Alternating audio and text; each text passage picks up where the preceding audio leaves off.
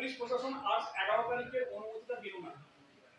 Police প্রশাসন থেকে বলা হলো, অর্থাৎ 10 তারিখে আবার অনুমতি চেয়েছিল এবং বলা হলো যে না, এখন এলাকায় অশান্তি চলছে এবং তোমরা পরে করো, এই সময় কিছু অর্গানাইজ করো না। এটার পর তারা আর কোনো প্রোগ্রাম অর্গানাইজ করলো না বা উইথড্র করে দিল। কিন্তু প্রশ্নটা হচ্ছে, পাবলিকের কাছে এটা কিন্তু মেসেজটা চলে গেছে যে 11 তারিখে এটা হবে, 11 তারিখে প্রতিবাদ হবে। এই মেসেজটা যাওয়ার কারণে ঠিক পূর্ব নির্ধারিত যে কর্মসূচি ছিল, সেই কর্মসূচি অনুযায়ী মানুষ কিন্তু গ্যাদারিং করতে শুরু করে। অর্থাৎ 11 তারিখে যে হবে না, এই মেসেজটা তাদের কাছে যায়।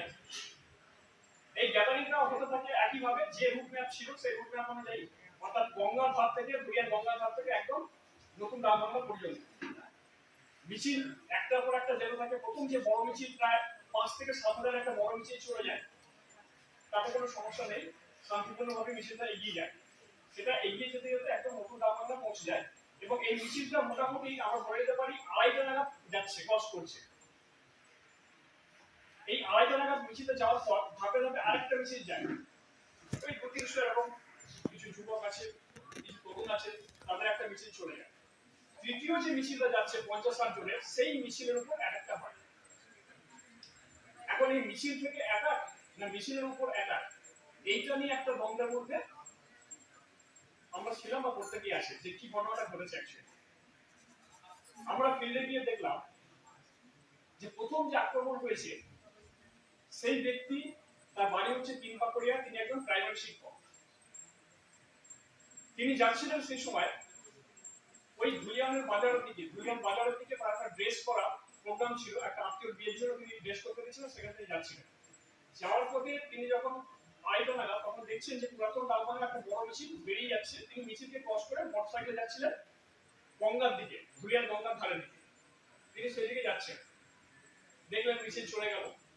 তারপরে ঘোষপাড়ার কাছাকাছি তিনি আসতেই তিনি দেখলেন আরেকটি মিছিল যাচ্ছে, সেটা মোটামুটি 200-250 এরকম। সেই মিছিলটা ক্রস করে বেরিয়ে যাওয়ার পর তিনি যখন ইকবাল স্টোরের কাছে গেছেন, মানে ঘোষপাড়ার শুরুর মুখটাতে যখনই গেছেন, তখন তিনি দেখলেন বেশ কিছু যুবক, কিছু গেরুয়া ফেটি বেঁধে, হাতে রামদা বামদা সব ছিল, আরো কিছু অস্ত্র ছিল, তার উপর চড়া হয়, তাকে মারতে আসে। তিনি তখন বললেন, আমাদের মারছো কেন, আমি তোমাদের কি দোষ করেছি, আমি তো মিছিলের সদস্য না। এটা বলতে বলতে তিনি বাইকটা নিয়ে আস্তে আস্তে বেরিয়ে যাওয়ার চেষ্টা করেন। যখন বেরিয়ে যাওয়ার চেষ্টা করেন, তখন পিছন দিক থেকে তার বাইকের উপর অ্যাটাক করা হয় এবং একটা লাঠির বাড়ি তার বাইকে লাগে।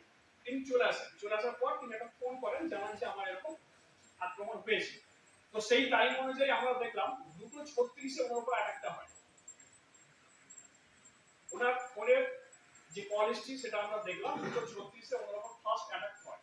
এর আগে কোনো অ্যাটাক হয়নি। প্রথম আক্রমণটা দুটো মিছিল চলে যাওয়ার পর সেখানে কিন্তু অলরেডি ঘোষপাড়া থেকে গেরুয়া বাহিনী প্রস্তুতি নিয়ে নিয়েছে যে আমরা এবার অ্যাটাক করব। উনি যখন বেরিয়ে গেলেন এলাকা থেকে চলে গেলেন, তারপরে তৃতীয় একটা মিছিল, ছোট মিছিল আসতে থাকে। সেই মিছিলের উপরই আক্রমণটা হলো। এটা কিভাবে জানা গেল না, থানার উল্টো দিকে বসে থাকেন একজন গরু বিক্রি করেন তিনি। তো তিনি বলছেন এই 50-60 জনের একটা মিছিল, ছোট মিছিল যাচ্ছে, তারা আমাকে ক্রস করে যখন বেরিয়ে গেল থানা থেকে কিছুটা এগিয়ে, মানে থানা থেকে প্রায় 200 মিটার দূরে হচ্ছে ঘোষপাড়া, সেখানে যখনই তারা গেছে তারপর তারা ফিরে আসছে মানে হন্তদন্ত হয়ে দৌড়ে দৌড়ে ফিরে আসছে। তখন তাদের জিজ্ঞাসা করা হলো কি হয়েছে, তারা বললো আমাদের ঘোষারা আমাদের মারছে, আমাদের এগোতে দিচ্ছে না। এবং ওদিক থেকে যখন কিছু ইট পাটকেল ছুড়ে আসছে, তারাও সেই ইটগুলোকে নিয়ে ওখান থেকে ছুটছে ঘোষাদের দিকে। তখন গরুর বিক্রেতা বলেছে তুমি ঝামেলা করিস না, বেরিয়ে যা। তো এরা তখন সে কথা শোনেনি তাদের কথা। এরা বলেছে, এরা বড় মিছিলে যারা সদস্য ছিল বা যারা বন্ধু বান্ধব ছিল ফোন করে তাদের বলে যে আমাদের ঘোষারা অ্যাটাক করেছে। এই খবরটা তারা প্রকাশ করে দেয়।